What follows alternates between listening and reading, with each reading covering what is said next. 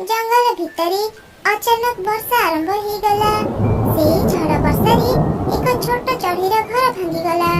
हे भगवान, मोर एके सर्वनाश हो गला। मोर एते सुंदर घरटी ए झड़ वर्षा रे भांगी गला। एते राति रे मोर बे रहिबे कोठी? वर्षा रे भिजी भिजी आ केते समय एमिति रहिबे? पाखरे मीनू माउसी का घर, मु तांको पाखको जाई साहाय्य मागे। एते झड़ वर्षा रे के मो घर कबाट बाडौछ? रुह रुह, मु कबाट खोलुची। ए कोन रानी चढ़ी, एते राति रे ए झड़ वर्षा रे भिजी भिजी तुम घर को आसीछु जे? कोन हेची? आस आस, आको घर भीतर को आसे।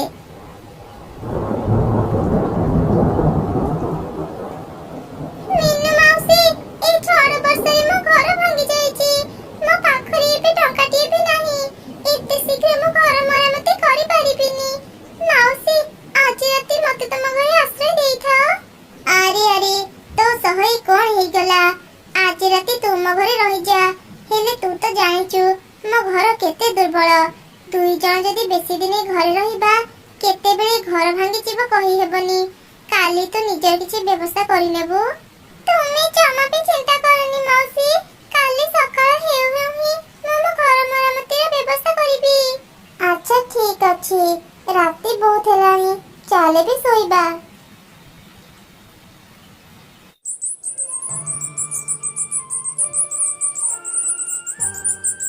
माउसी, काली से झड़ वर्षा रे मते तुम घरे आश्रय देतिबारु अनेक अनेक धन्यवाद। वर्षा तो पूरा पूरी छाड़ी जाईची। एबे मु जाउची, मो घर सजाड़ीबार व्यवस्था करिबी। जंगल सारा खोजी सारिलेनी, हेले मु कोठी भी काम पाइलिनी। एबे मु काम केमिति पाइबी किछि बुझी हेउनी। काम न पाइले मो घर मरामती केमिति करिबी?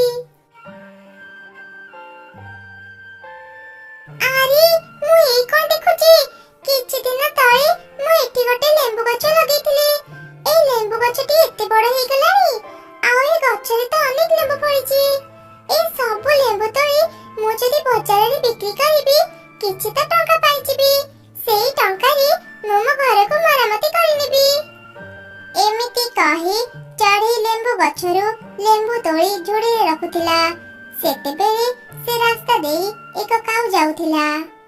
केते दिन हेई गलानी, मु काहाको भी बोका बनेनी। अरे ए रानी चढ़ी एठी लेंबू तोळुची, जाए आज याको बोका बनाए।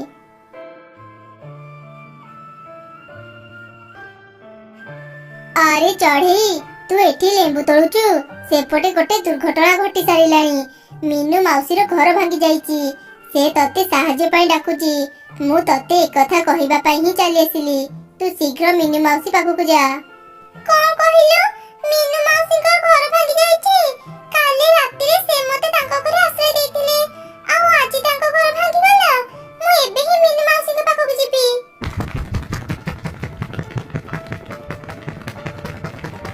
हा हा हा, जा चढ़ी जा, मीनू रो घर को जाई बोका ही फेरी बुजा। एपटे तू तोळीथिबा सब लेंबू नेई मु बाजार को जिबी। आ लेंबू बिक्री करी मु अनेक टंका पाई जिबी।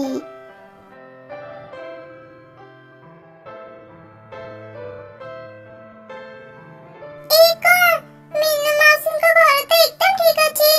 ताहले से काऊ पाखरी एमिति मिछ कथा कहि मते काहे रखिले? मु भीतर को जाई ताको कथा पचारे।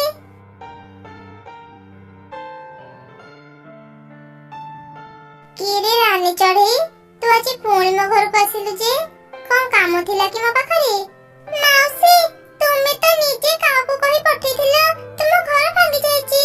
मु तुमर खबर सुनी शीघ्र एठा को चली आसिली। हेले एठी आसी देखुची तुम घर तो एकदम ठीक अछि। हां, मो घर तो पूरा पूरी ठीक अछि। मो घर भांगीबा कथा काऊ को काहे की कहिबी? दुई दिन हेलानी मोर काऊ सो देखा हेनी। मु ता सह कथा हेली केते बेले। ता माने से काऊ मते मिछ कहिला? हेले कोन भाई? माउसी, मु भी जाउची। अरे को एठी त मो लेंबू नाही। ओ एबे बुझिली, से काऊ मो पाखरो सब लेंबू नेबा पई ही एमिति मिछ कथा कहिथिला।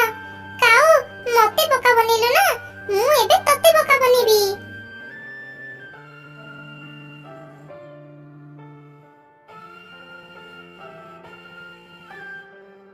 ଆରେ ବା, ଅନ୍ୟର ଜିନିଷ ଚୋରି କରି ବିକିଲେ ଏତେ ଟଙ୍କା ମିଳେ।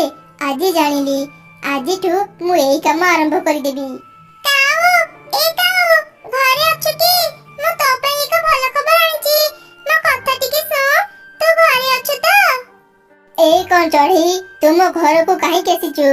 କୋଉ ଭଲ ଖବର କଥା ତୁ କହିବାକୁ ଆସିଛୁ, ଶୀଘ୍ର କହ। ଆଜି ଜଙ୍ଗଲରେ ମିଟୁ ମାଗଣାରେ ସମସ୍ତଙ୍କୁ ମିଠା ବାଣ୍ଟୁଛି। ମିଠା ଗୁଡାକ ଯେତିକି ବଡ ସେତିକି ସ୍ୱାଦିଷ୍ଟ। ଜଙ୍ଗଲର ସବୁ ଚଢ଼େଇ ତା ପାଖରୁ ମିଠା ଖାଉଛନ୍ତି। ତୁ କଣ ମିଠା ଖାଇବାକୁ ଯିବୁନି? କଣ କହିଲୁ ତୁ? ମିଟୁ ଆଜି ମାଗଣାରେ ସମସ୍ତଙ୍କୁ ମିଠା ବାଣ୍ଟୁଛି। ମାଗଣାରେ ମିଠା ଖାଇବାକୁ କାହାକୁ ଭଲ ଲାଗେନି? ହଁ ହଁ, ମୁଁ ଏବେ ତା ପାଖକୁ ଯିବି ଆଉ ମନ ଭରି ମିଠା ଖାଇବି।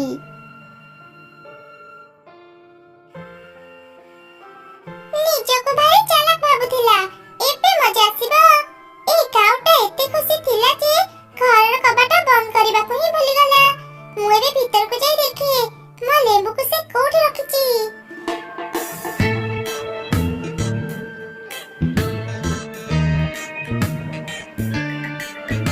ଏଇ କଣ, କାଉ ଘରେ ଏତେ ଗୁଡେ ଟଙ୍କା? ତା ଘରେ ତ ମୋର ଗୋଟେ ବି ଲେମ୍ବୁ ନାହିଁ। ନିଶ୍ଚୟ ସେ ମୋ ଲେମ୍ବୁ ବିକ୍ରି କରି ସବୁ ଟଙ୍କା ପାଇଛି। ସେ ତ କିଛି ବି କାମ କରେନି। ଏତେ ଟଙ୍କା ତା ପାଖକୁ ଆସିବ କେମିତି? ମୁଁ ଶୀଘ୍ର ଏଇ ସବୁ ଟଙ୍କା ନେଇ ଏଠୁ ଚାଲିଯାଏ।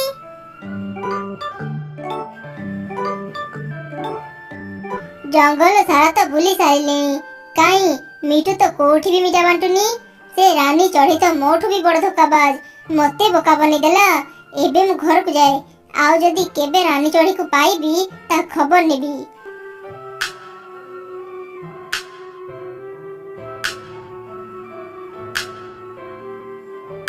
ଏ କଣ, ମୁଁ ତ ଏଠି ମୋ ଲେମ୍ବୁ ବିକା ଟଙ୍କା ରଖିଥିଲି। କୁଆଡେ ଗଲା ମୋ ଟଙ୍କା? ସେ ଚଢ଼େଇ ମତେ ବୋକା ବନେଇ ମୋଠୁ ଟଙ୍କା ନେଇଗଲା। ଏବେ ମୁଁ ଜଙ୍ଗଲର ମୁଖିଆଙ୍କ ପାଖକୁ ଯିବି ଆଉ ଚଢ଼େଇ ନାଁରେ ଅଭିଯୋଗ ଦେବି। ଆରେ ନା ନା, ମୁଁ ଚଢ଼େଇ ନାଁରେ ଅଭିଯୋଗ ଦେଇ ପାରିବିନି। ସେମିତି କଲେ ତ ମୁଁ ଧରା ପଡ଼ିଯିବି। ଚଢ଼େଇ ଗଛର ଲେମ୍ବୁ ମୁଁ ଚୋରି କରି ବିକିଛି, ସମସ୍ତେ ତ ମତେ ହିଁ ଶାସ୍ତି ଦେବେ। ଆରେ ରେ, କଣ ହେଇଗଲା ମୋ ସାଙ୍ଗରେ? ଏତେ ଗୁଡେ ଟଙ୍କା ମୁଁ ହରେଇ ଦେଲି। କାଉ ମୁଣ୍ଡ ପିଟି ପିଟି ଅନେକ କାନ୍ଦିଲା, ହେଲେ ସେ କିଛି ବି କରିପାରିଲାନି। ସେପଟେ ଚଢ଼େଇ ଲେମ୍ବୁ ବିକା ଟଙ୍କାରେ ନିଜ ପାଇଁ ଏକ ମଜବୁତ ଘର କିଣିଲା। କାଉ ମତେ ବୋକା ବନଉଥିଲା, ହେଲେ ସେ ନିଜେ ବୋକା ବନିଗଲା। ମୋ ଟଙ୍କା ତ ଉପଭୋଗ କରିପାରିଲାନି, ଓଲଟା ମୁଁ ନ ଖଟି ମୋ ଲେମ୍ବୁ ବିକା ଟଙ୍କା ପାଇଗଲି। ଆଉ ସେ ଟଙ୍କାରେ ଏକ ନୂଆ ଘର ବି କିଣିନେଲି। ମୋ ଘରଟି କେତେ ସୁନ୍ଦର ହେଇଛି, ଆଉ ମୋର ଝଡ଼ ବର୍ଷାକୁ ଚିନ୍ତା ନାହିଁ। ସେଦିନ ଠାରୁ ଚଢ଼େଇ ତାର ନୂଆ ଘରେ ରହିଲା। ସେପଟେ କାଉ ବି ନିଜ ଭୁଲ ବୁଝି ପାରିଲା। ସେ ଆଉ କାହାକୁ ବି ନ ଠକି ପରିଶ୍ରମ କରି ଖାଇବା ଯୋଗାଡ଼ କଲା। ଚଢ଼େଇ ତାର ଛୋଟ ଛୁଆକୁ ଘରେ ଏକା ରଖି ଖାଇବା ଆଣିବା ପାଇଁ ବାହାରକୁ ଯାଇଥିଲା। ଗହମ ଦାନା ତ ପାଇଗଲି, ହେଲେ ମୋ ଛୋଟ ଛୁଆଟା ତ ଗହମ ଦାନା ଖାଇପାରିବନି। ମୁଁ ତା ପାଇଁ କିଛି ମିଠା ଫଳ ଖୋଜେ। ଏମିତି ଚିନ୍ତା କରି ଚଢ଼େଇ ମିଠା ଫଳ ଖୋଜିଲା, ହେଲେ ସେ ପାଇଲାନି। ଆରେ, ଏତେ ସମୟ ଧରି ମିଠା ଫଳ ଖୋଜିଲି, ହେଲେ ମୁଁ ଗୋଟେ ବି ଫଳ ପାଇଲିନି। ଏବେ ମୁଁ କଣ କରିବି? ଚଢ଼େଇ ଯୋଉ ଗଛରେ ବସିଥିଲା, ସେଇ ଗଛ ତଳେ ଦୁଇଟି ବଡ଼ ବଡ଼ ଆମ୍ବ ପଡ଼ିଥିଲା। ହଠାତ୍ ଚଢ଼େଇର ନଜର ସେ ଆମ୍ବ ଉପରେ ପଡ଼ିଲା। ଏଠି ତ କେହି ବି ନାହାନ୍ତି, ତାହେଲେ ଏତେ ବଡ଼ ବଡ଼ ଆମ୍ବ ଏଠାକୁ କେମିତି ଆସିଲା?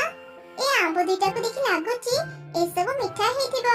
ମୁଁ ଗୋଟେ କାମ କରେ, ଏଇ ଦୁଇଟି ଆମ୍ବ ନେଇ ମୁଁ ଘରକୁ ଯାଏ। ମୋ ଛୁଆକୁ ଭୋକ ଲାଗିଥିବଣି, ସେ ମିଠା ଆମ୍ବ ଖାଇବ। ଏମିତି ଚିନ୍ତା କରି ଚଢ଼େଇ ସେ ଦୁଇଟି ଆମ୍ବ ଧରି ଘରକୁ ଫେରିଲା। ଚଢ଼େଇର ଘର ପାଖରେ ଏକ କାଉ ରହୁଥିଲା। ଚଢ଼େଇ ଯେତେବେଳେ ଆମ୍ବ ନେଇ ଘରକୁ ଫେରୁଥିଲା, ଏସବୁ ଦୃଶ୍ୟ ଘର ଭିତରୁ କାଉର ସ୍ତ୍ରୀ ଦେଖୁଥିଲା। ଚଢ଼େଇ ଗୋଟେ ଆମ୍ବ ରଖିଦେଲା, ଆଉ ଗୋଟେ ଆମ୍ବ ତା ଛୁଆକୁ ଖାଇବା ପାଇଁ ଦେଲା। ଆରେ ମା, ଖାଇସାରିଲୁଣି ଯଦି ଚାଲ ବି ଶୋଇପଡ଼ିବା, ସକାଳେ ଶୀଘ୍ର ଉଠିବାକୁ ହେବ। ଆରେ ଶୁଣୁଛ, ମୁଁ ଆଜି ସନ୍ଧ୍ୟାରେ ଦେଖିଲି ଚଢ଼େଇ ଦୁଇଟି ବଡ଼ ବଡ଼ ଆମ୍ବ ଧରି ଘରକୁ ଫେରିଛି। କେତେ ବଡ଼ ବଡ଼ ସେ ଆମ୍ବ ଦୁଇଟା, ଖାଇବାକୁ ବି ମିଠା ଲାଗୁଥିବ। ମତେ ନା ଆମ୍ବ ଖାଇବା ପାଇଁ ଭାରି ଇଚ୍ଛା ହେଉଛି। ମତେ ଦୁଇଟା ଆମ୍ବ ଆଣିଦେଇ ପାରିବ? ହଁ ହଁ, କାହିଁକି ନୁହଁ, ମୁଁ ତତେ ଏବେ ହିଁ ଆମ୍ବ ଆଣିଦଉଛି। ଏବେ ଆଣିଦେବ? ହେଲେ କେମିତି? ଚୋରି କରିକି। ମୁଁ ଏବେ ହିଁ ଚଢ଼େଇ ଘରୁ ଚୋରି କରି ତୋ ପାଇଁ ସେ ଆମ୍ବ ଆଣିଦେବି। ସେ ଚଢ଼େଇଟା ଭାରି ଚାଲାକ, ତମେ ତା ଘରୁ ଏତେ ସହଜରେ ଆମ୍ବ ଚୋରି କରି ପାରିବନି। ଆରେ ତୁ ଜାଣିନୁ ମୁଁ କେତେ ଚାଲାକ, ଚୋରି କରିବା ତ ମୋ ବାଁ ହାତର ଖେଳ। ତୁ ଖାଲି ଦେଖ ମୁଁ କେମିତି ଚଢ଼େଇ ଘରୁ ଆମ୍ବ ଚୋରି କରି ଆଣୁଛି। ଏମିତି କହି କାଉ ସେଇ ରାତିରେ ଚଢ଼େଇର ଘରକୁ ଗଲା। ଝରକା ପଟୁ ସେ ଘର ଭିତରେ ପଶିଲା। ଚଢ଼େଇର ଘରଟି ପୁରା ଅନ୍ଧାର ଥିଲା। କାଉ ଅନ୍ଧାରରେ ଅଣ୍ଡାଳି ଅଣ୍ଡାଳି ଯିବା ସମୟରେ ହଠାତ୍ ଏକ ଟେବୁଲ ସହ ଧକ୍କା ହେଇ ତଳେ ପଡ଼ିଗଲା। ସେହି ଶବ୍ଦରେ ଚଢ଼େଇର ନିଦ ଭାଙ୍ଗିଗଲା। ସେ ଘରର ଆଲୁଅ ଜଳିଦେଲା। କାଉ ଚଢ଼େଇକୁ ନ ଦେଖି କହିଲା, ଯାହା ହେଉ ଆଲୁଅ ଜଳିଗଲା, ଏବେ ମୁଁ ଆରାମରେ ଚଢ଼େଇ ଘରୁ ଆମ୍ବ ଚୋରି କରିପାରିବି। ଆଚ୍ଛା, ମୋ ଘରକୁ ତୁ ଆମ୍ବ ଚୋରି କରିବାକୁ ଆସିଛୁ? ରହ, ମୁଁ ଏବେ ତତେ ଆମ୍ବ ଦେଉଛି। ଏମିତି କହି ଚଢ଼େଇ ତା ଲାଠିରେ କାଉକୁ ଅନେକ ପିଟିଲା। ଆରେ ମରିଗଲି ରେ ଚଢ଼େଇ, ଛାଡ଼ିଦେ ମତେ। ମୋ ଘର ଭାବି ମୁଁ ତ ଘରକୁ ଭୁଲରେ ପଶି ଆସିଥିଲି। ଆରେ କାଉ, ଏଗୁଡ଼ା ମାଡ଼ ନୁହଁ, ଏଗୁଡ଼ା ଆମ୍ବ। ନେ ନେ, ବେଶୀ କରି ଆମ୍ବ ଖା। କାଉ ସୁଯୋଗ ଦେଖି ଝରକା ପଟୁ ଘରୁ ବାହାରି ଆସିଲା। ତା ସ୍ତ୍ରୀ ତାର ଏ ଅବସ୍ଥା ଦେଖି କହିଲା, ଭାରି ତ ଫୁଟାଣି ମାରୁଥିଲ, ମୁଁ ବହୁତ ଚାଲାକ, ଚୋରି କରିବା ତ ମୋ ବାଁ ହାତର ଖେଳ। କୁଆଡ଼େ ଗଲା ତମର ସେ ଫୁଟାଣି? ସାମାନ୍ୟ ଗୋଟେ ଆମ୍ବ ଚୋରି କରି ଆଣିପାରିଲନି, ଓଲଟା ଚଢ଼େଇଠୁ ମାଡ଼ ଖାଇ ଆସି ଏଠି ଭେଁ ଭେଁ କାନ୍ଦୁଛ। ଏମିତି ରାଗି କାଉର ସ୍ତ୍ରୀ ଶୋଇପଡ଼ିଲା। କାଉ ବି ଆଉ କିଛି ନ କହି ଚୁପଚାପ ଶୋଇପଡ଼ିଲା। ସେ ରାତି ବିତିଗଲା।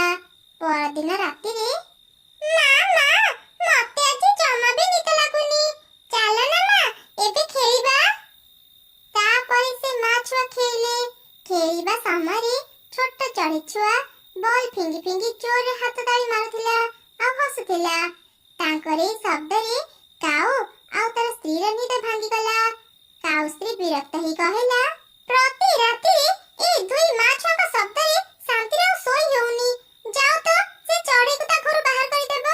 କାଲିଠୁ ଯେମିତି ମୁଁ ଆଉ ଏ ଶବ୍ଦ ଶୁଣିବିନି। ଆରେ ମୁଁ ସେମାନଙ୍କୁ ତାଙ୍କ ଘରୁ କେମିତି ବାହାର କରିବି? ସେମାନେ ତାଙ୍କ ଘରେ ଯାହା ଇଚ୍ଛା କରିପାରିବେ। ଏଇ ଛୋଟ କାରଣରୁ ମୁଁ ତାଙ୍କ ଘରୁ ବାହାର କରିଦେଲେ ତ ଜଙ୍ଗଲର ଅନ୍ୟ ଚଢ଼େଇମାନେ ଆମକୁ ଏ ଜଙ୍ଗଲରୁ ବାହାର କରିଦେବେ। କାଉର ଏପରି କଥା ଶୁଣି ରାଗରେ ତା ସ୍ତ୍ରୀ ଘରୁ ଏକ କରତ ଆଣି କାଉକୁ ଦେଲା। ଚଢ଼େଇ ଘରର ଲାଇଟ୍ ବନ୍ଦ ଅଛି, ଲାଗୁଛି ଚଢ଼େଇ ଶୋଇପଡ଼ିଛି। ଏଇଟା ବଢିଆ ସୁଯୋଗ, ଯାଅ ଚଢ଼େଇ ଘର ଯୋଉ ଡାଳରେ ଅଛି ସେ ଡାଳକୁ କାଟିଦିଅ। ନା ଥିବ ଚଢ଼େଇ ଆଉ ନା ମୁଁ ତାର ଶବ୍ଦ ଶୁଣିବି। କାଉ ତା ସ୍ତ୍ରୀର କଥା ମାନି କରତ ଧରି ଚଢ଼େଇର ଘରକୁ ଗଲା। ଚଢ଼େଇର ଘର ଯୋଉ ଡାଳରେ ଥିଲା ସେ ସେଇ ଡାଳ କାଟିବା ଆରମ୍ଭ କଲା। କରତ ଶବ୍ଦରେ ଚଢ଼େଇର ନିଦ ଭାଙ୍ଗିଗଲା। ଲାଗୁଛି ମୋ ଘରକୁ ଚୋର ଆସିଛି। ଆଜି ଲାଇଟ୍ ଜଳେଇବିନି, ଯାଇ ଦେଖେ ବାହାରେ କିଏ ଏମିତି ଶବ୍ଦ କରୁଛି। ଚଢ଼େଇ ଲାଠି ଧରି ବାହାରକୁ ଆସିଲା। କାଉକୁ ତା ଘର ବାହାରେ ଦେଖି ତ ସେ ଖୁବ୍ ରାଗିଗଲା। ଆରେ କଳା କାଉ, ତୁ ବୋଧେ ଆମକୁ ଆଉ ଶାନ୍ତିରେ ରହିବାକୁ ଦେବୁନି। ଚଢ଼େଇ ହାତରେ ଲାଠି ଦେଖି କାଉ ଭୟରେ ଥରିଲା।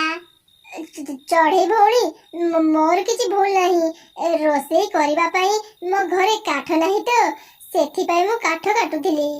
ରୋଷେଇ କରିବା ପାଇଁ ମୋ ଘର ଯୋଉ ଡାଳରେ ଅଛି ତୁ ସେଇ ଡାଳକୁ କାଟୁଛୁ? କାଠ ନେବାକୁ ଆସିଛୁ ତ? ରହ, ମୁଁ ଏବେ ତତେ କାଠ ଦେଉଛି।